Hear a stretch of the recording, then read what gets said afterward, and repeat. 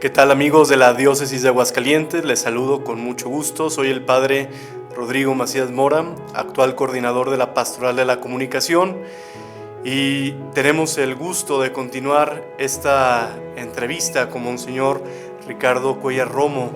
Estas entrevistas que tienen como finalidad el ir conociendo más al nuevo Papa León XIV. Monseñor, bienvenido y muchas gracias por estar con nosotros. Padre Rodrigo, la gratitud se la debo yo a usted, que tan amablemente me invita. Comienzo por felicitar a la Diócesis de Aguascalientes, que en su persona y sus colaboradores como FER hacen posible que mensajes de este tipo lleguen a mucha gente.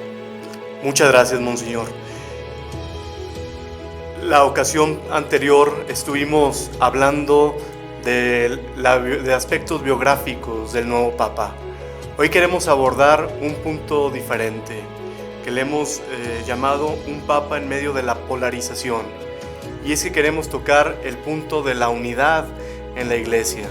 Sabemos que el tema de la unidad ha estado presente desde siempre en la vida, en la historia de la Iglesia.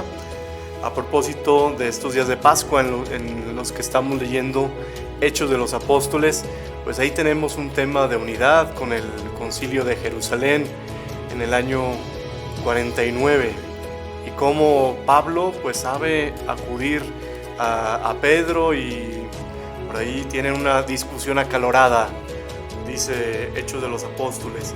Hoy también tenemos el tema de la unidad, a la distancia de ese acontecimiento del Concilio de Jerusalén, y un tema de la unidad que se presenta siempre el mismo, pero a la vez nuevo.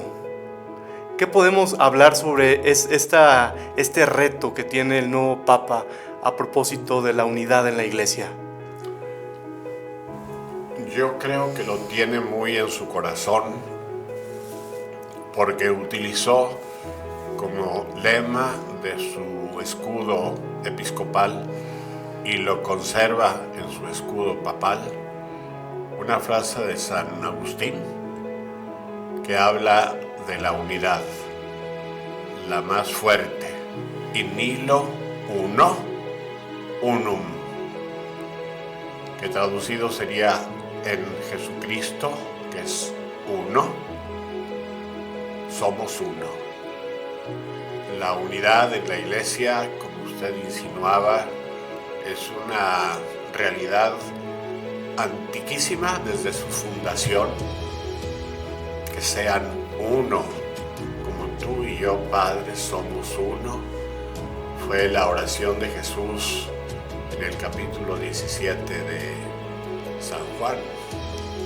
Y la Iglesia, dicen los Hechos de los Apóstoles, se mantenían unidos en la doctrina de los apóstoles, en la oración, en el partir del pan y en la caridad. Son como características de la Iglesia que siempre va a tener en muy alto la unidad. Por eso también nosotros en el credo profesamos: creo en la Iglesia que es una. La fundada por Cristo es una.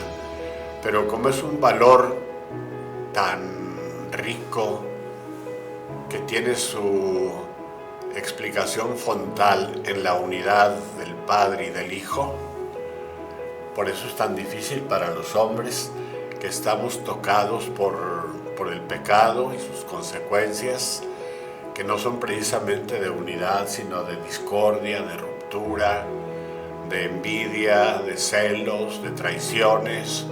Y eso pues en la historia de la Iglesia también se ha vivido. Ahí están las herejías, que eran búsquedas inicialmente de buena fe, que acaban en rupturas. Así es.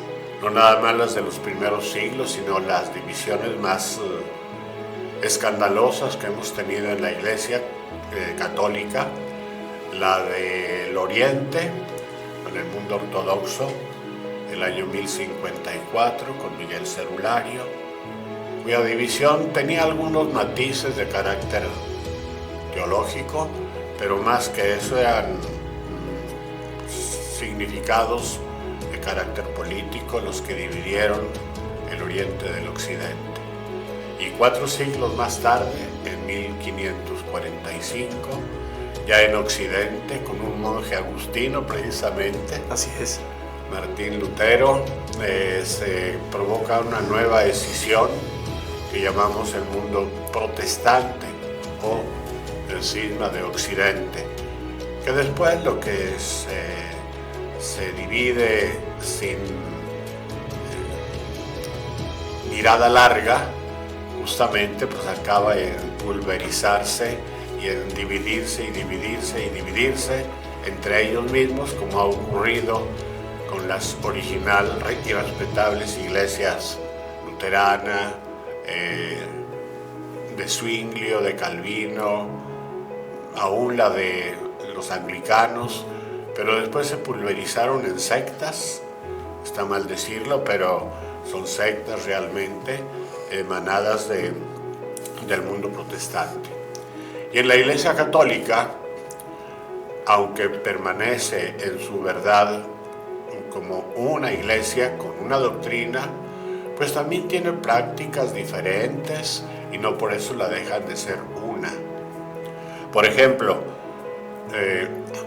el mundo católico, me refiero al mundo católico, tiene distintos ritos, todos legítimos, de celebración eucarística. El derecho canónico de los orientales católicos es diferente al derecho canónico del mundo latino. Que no nos sorprenda también que haya diversidad sin romper la unidad. Tristes estaríamos si pretendiéramos hacer de la unidad una simple uniformidad, que es muy distinto. La unidad tiene un carácter íntimo desde el corazón. Y la uniformidad solo pretende guardar ciertos códices de conducta para que en el exterior aparezca como un cuerpo X. Perdón. Por ejemplo, en un pelotón de soldados, por la disciplina, por el rigor de una norma, parecen todos bailando al mismo son, por decirlo así, pero probablemente tengan pensamientos muy diversos, aunque marchen al mismo ritmo que han ensayado y que se les ha ordenado. Yo creo que este Papa ve muy bien, con mucha claridad, la legítima diversidad y la va a querer como enriquecer, pero también va a defender la dispersión de elementos de fuerza doctrinales o vinculados a la institución o a la estructura que sea necesario mantener para conservar la unidad dentro de la Iglesia. Ya por ejemplo en el discurso primero de coronación y a inicio de su pontificado formal el domingo pasado, invitó a las distintas iglesias no nada más católicas, sino de otras confesiones cristianas, al ecumenismo, a seguir ahondando en el diálogo ecuménico. Es más, abre el compás y el horizonte para poder hablar, para poder dialogar en temas que trascienden a la misma religión con otras confesiones no cristianas, el budismo, el islamismo, etc. Y la cita textualmente el Papa, porque cree que también con ellos se pueden hacer puentes, se pueden crear lazos de comunión para apoyar valores que dignifiquen la persona humana, como la paz, por ejemplo, como el respeto a la tierra, el equilibrio ecológico, en fin, cosas que evidentemente interesan a todos, trabajar todos por valores de este tamaño, porque todo eso generará crecimiento y desarrollo de la personalidad humana. Monseñor, acabamos de vivir el cónclave, de orar por el cónclave. Y pues todos nos pudimos dar cuenta por los medios de comunicación que había los favoritos del cónclave, y a mí me llamaba la atención que decían: este cardenal es liberal, este es conservador, este es moderado, ahorita conviene este, si queremos que siga la línea de Francisco es este otro. Y al final los que decían, pues no quedaron ninguno, ¿no? Me llama mucho la atención que el Papa León, en la homilía de inicio del ministerio petrino, el domingo decía: los cardenales estuvimos buscando un pastor.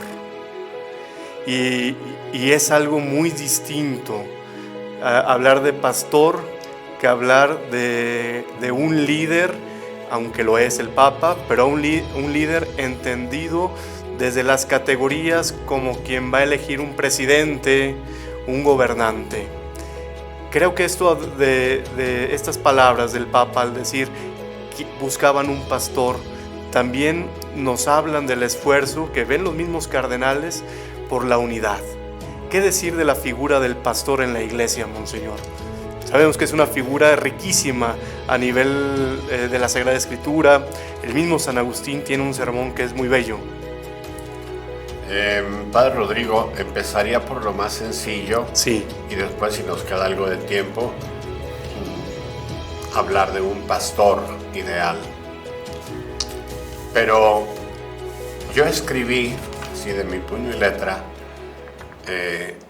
del mensaje inicial del Papa León XIV, algo relativo a este tema del pastor. Implícitamente habla de divergencias entre los cardenales, que si se elige a este o aquel, qué perfil debe tener, qué zonas representa, geográficas, etc. Porque él dice: viniendo de historias y caminos diversos, los cardenales vienen de historias y caminos diversos, pusimos en las manos de Dios el deseo de elegir al nuevo sucesor de Pedro. Y continúa en ese párrafo el Papa diciendo: el nuevo sucesor de Pedro, un pastor capaz de custodiar el rico patrimonio de la fe cristiana. Fijémonos cómo ahí habla, no de conservar, así como volviendo a conservadurismo, a tradicionalismo, sino a custodiar, el pastor que custodia a sus ovejas. Y custodiar no significa fiscalizar, no significa quitar libertad, no significa guardar como en un estuche que no se debe ni siquiera abrir. Yo creo que la custodia significa mantener vivo el contenido del regalo, el contenido en este caso, de la fe. Custodiar, decía, el rico patrimonio de la fe cristiana. Es un rico patrimonio que ha no nada más evangelizado durante 2000 años, sino ha creado verdadera civilización. Si recordamos, a partir de San Benito el Abad, no solamente se expande la fe cristiana por las misiones de los benedictinos, sino se enseña a cultivar, en este caso la tierra, y desde ahí a generar bienes y productos necesarios para el hombre, naciendo una civilización a partir del Evangelio. Más que evangelización, en ese caso es civilización, pero sin desviarnos, para volver al Papa, decía: un pastor capaz de mirar lejos para responder a las preguntas, problemas y desafíos de hoy. Mire cómo es el equilibrio de custodiar el rico patrimonio, la rica herencia, pero al mismo tiempo con capacidad de mirar proféticamente, mirada de lejos, para responder a los desafíos y problemas que hoy tiene el mundo. Después va a seguir diciendo, hay muchos desafíos, no los va a analizar todos en el discurso inaugural, pero sí me parece que utiliza también para hablar de la unidad del mismo cónclave, la imagen de los diferentes instrumentos tocados en el cónclave, armonizados por el Espíritu, dice el Papa. Por el Espíritu, para crear, lo digo textualmente, acompañados por la oración, sentimos la obra del Espíritu Santo que supo armonizar los diferentes instrumentos musicales, haciendo vibrar nuestro corazón en una sola melodía. Está diciendo claramente que en el cónclave había diferentes instrumentos musicales, había diferentes, los instrumentos son los mediadores, las mediaciones humanas, que son los cardenales. Había diferentes, digámoslo así en términos musicales, había diferentes claves de sol o de fa, o claves de gregoriano, diferentes instrumentos musicales haciendo vibrar nuestro corazón en una sola melodía. ¿Por qué las diferencias se fueron moviendo hacia uno que ni siquiera había estado como entre los sonados al entrar al cónclave? Es obra del Espíritu Santo. Y el que obra la unidad en la iglesia es el Espíritu Santo, porque Él es el vínculo de amor entre el Padre y el Hijo. Esa es la unidad profunda de la iglesia, la que cuando la iglesia se deja guiar por el Espíritu de Dios, la iglesia siempre va a mantener la unidad. Y es aquí, Monseñor, en donde hay un tema bien importante. El que hace capaz la unidad es el Espíritu. Y en medio de las opiniones que muchos pudieron expresar acerca del cónclave, de quiénes eran los mejores perfiles, pues comprobamos algo, que Dios dispone siempre distinto a nosotros, ¿no? Y en medio, viendo de esto desde la óptica de la fe, decimos, el Señor nos ha dado el pastor, a lo mejor no el que algunos querían, pero sí el que necesitamos como iglesia para este momento. Así es. Sí, comprobamos que las famosas apuestas, los apostadores perdieron todos. Así es. Porque son miradas muy campesinas, por decirlo de una manera discreta. Son miradas miopes, son miradas muy mundanas, son miradas en donde parecería que en la iglesia, lo que se trata en la iglesia es una obra meramente humana. Sí, la iglesia, que es misterio de comunión, de unidad entre el hombre y Dios y entre los hombres entre sí, pues tiene un elemento humano frágil, limitado, pecador, pero un elemento divino que la va a mantener en su identidad, que es el instrumento o signo de unidad entre el hombre y Dios, entre los hombres entre sí. Los hombres entre nosotros no hemos sabido siempre ser unos porque nos falta Cristo. Por eso, in illo uno, unum.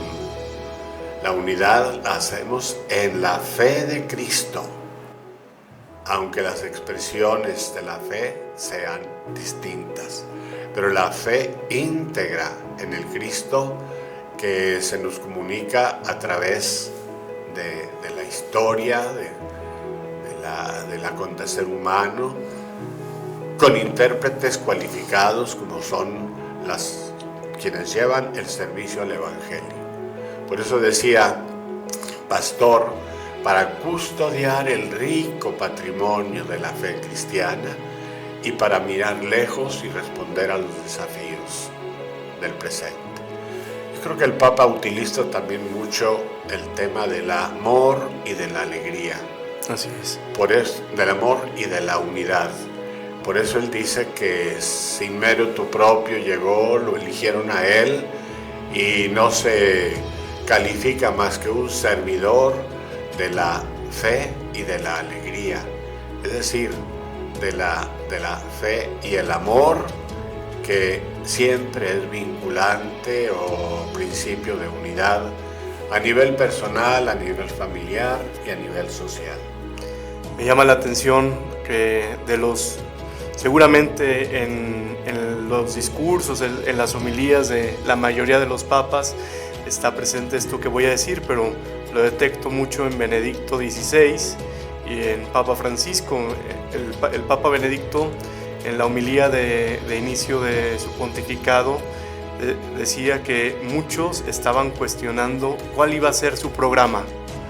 Y él respondió: mi programa es hacerle caso a Jesucristo, ¿no? Y vemos el pontificado del Papa Francisco, pues también impulsa mucho el Evangelio. Y ahora el Papa León aparece y dice: quiero hacerme siervo de la fe y de la alegría. De la fe y de la alegría, ¿de quién? Pues del santo pueblo de Dios, ¿no? Y esto es algo maravilloso, Monseñor, que provoca también el pensar, el deseo sincero que quiera hacer el Santo Padre por unirnos. Y es que no es ningún secreto. Por ejemplo, hay un libro que se llama Nada más que la verdad, de quien fuera el secretario del Papa Benedicto XVI. Y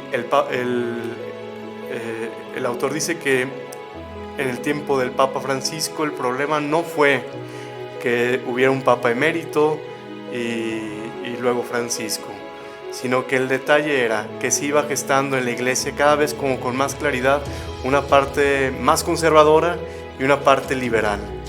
Pero ahora con la elección del Papa, como que el Espíritu nos da una lección a todos, ¿no? de unidad, y es el esfuerzo en el que ninguno de nosotros nos debemos de sentir exentos.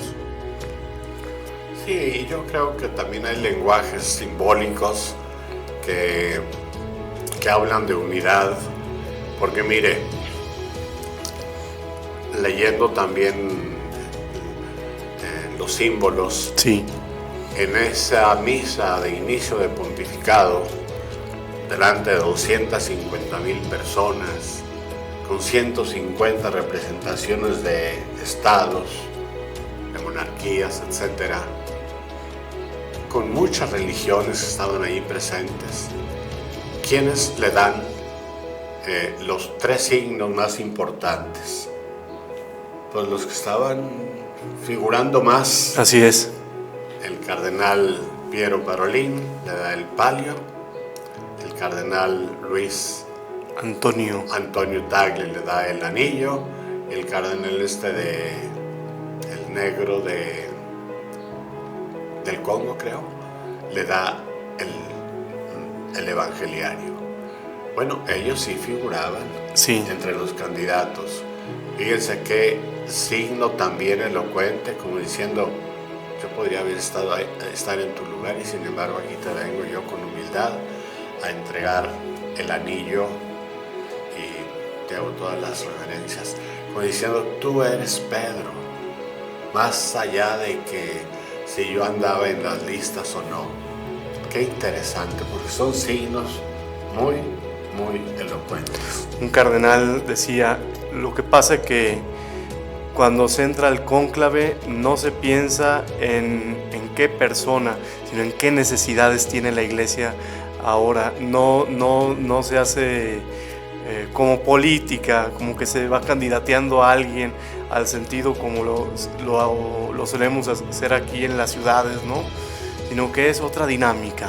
Ahora en otros nivel de signos, de elementos que también de alguna forma son menores, parecen menores, pero Yo creo que el Papa actual tiene mucho de europeo, sigue Sí. teniendo sangre francesa, española, tiene mucho de americano, nació en Estados Unidos, tiene mucho de latinoamericano, anduvo en Perú mucho tiempo, tiene mucho de conocedor misionero de las realidades alejadas, pues así lo fue durante muchos años. Conoce lo que es una diócesis, 10 años en Chiclayo. Conoce también lo que es la alta, llamémosle así en el buen sentido, no por hacer valer menos, el servicio burocrático del Vaticano, vaya, como prefecto de la Congregación de Obispos, nada menos. Así es. Por lo tanto, tiene mucho de todo el mundo por el contacto con los obispos de todo el mundo. Tiene mucho de estructuras de iglesia porque era miembro de varios dicasterios. O sea, muchos elementos que le dan en una persona que se llama León XIV, elementos variadísimos que se pueden conjugar sin violentar la diversidad de lenguas, de sangres, de experiencias. Con razón él dice, llegamos al cónclave con diferentes historias y experiencias. Por caminos distintos llegamos a un punto de unidad, porque de ahí y rápidamente es otro signo también. En la cuarta votación sale elegido por más de 100 votos. Vaya que sí, eso no es unidad. Y los cardenales no buscaban al sucesor de Francisco, buscaban al sucesor de Pedro, que es distinto. Claro. Monseñor, estamos llegando al final. Una última palabra que desee comentar.